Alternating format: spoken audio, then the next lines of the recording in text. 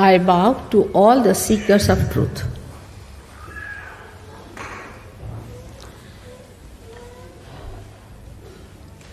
When we are seeking the truth, we have to know, we have to be honest about it. Because it is benevolent for us, not for others. We are seeking the truth for ourselves, not for others. Another thing we have to remember, very humbly, that truth is what it is. We cannot change it, we cannot organize it, we cannot maneuver it. It is what has been and will be. And what is the truth? The truth is that you are the spirit. You are not this body. You are not this mind. You are not this ego. And you are not this conditioning. You are the spirit. But so far, you have been a human being. But to be a human being itself is a very great thing. It's the greatest thing to be a human being. Perhaps we have not realized the value of our life because we do not know what we are.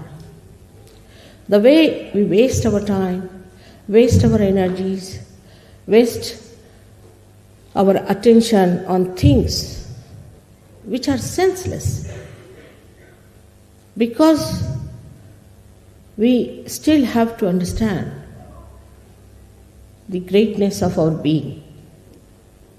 Human beings are made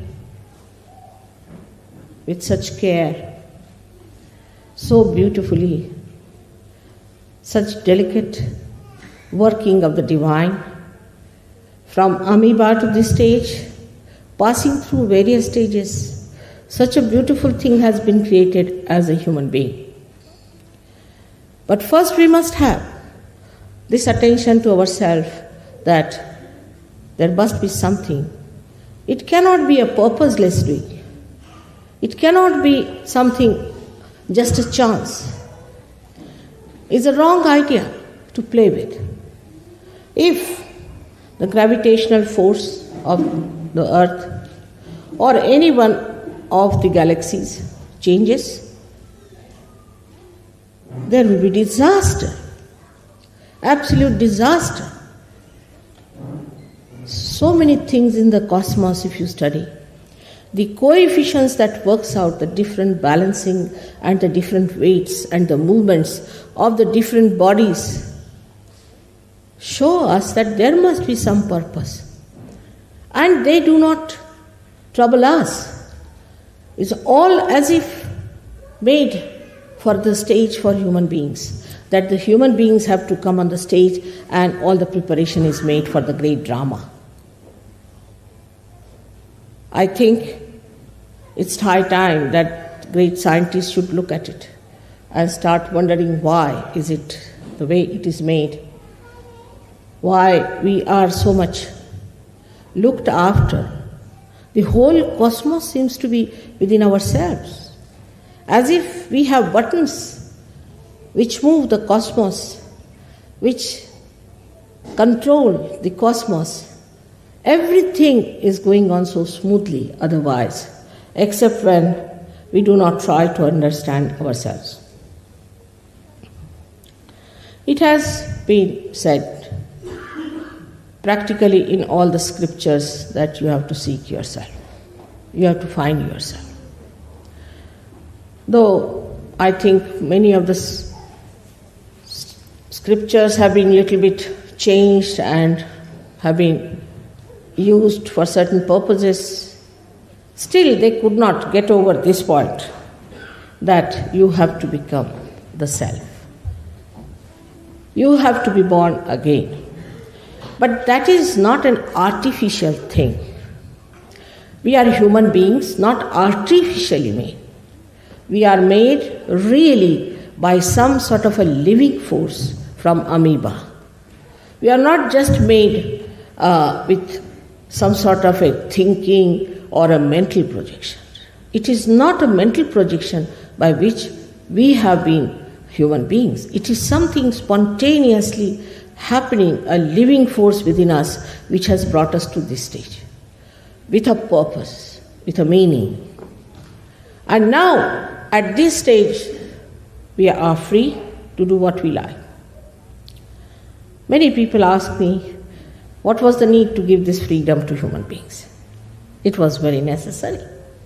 If you have to have the ultimate freedom, you must know how to deal with it. You have to understand. Of course, human beings have to make mistakes. To err is human. And we have to understand that this trial and error business has made us understand.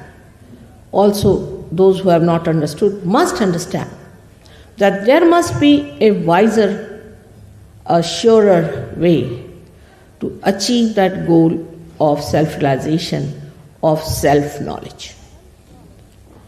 Self-knowledge we do not have, we must admit very humbly.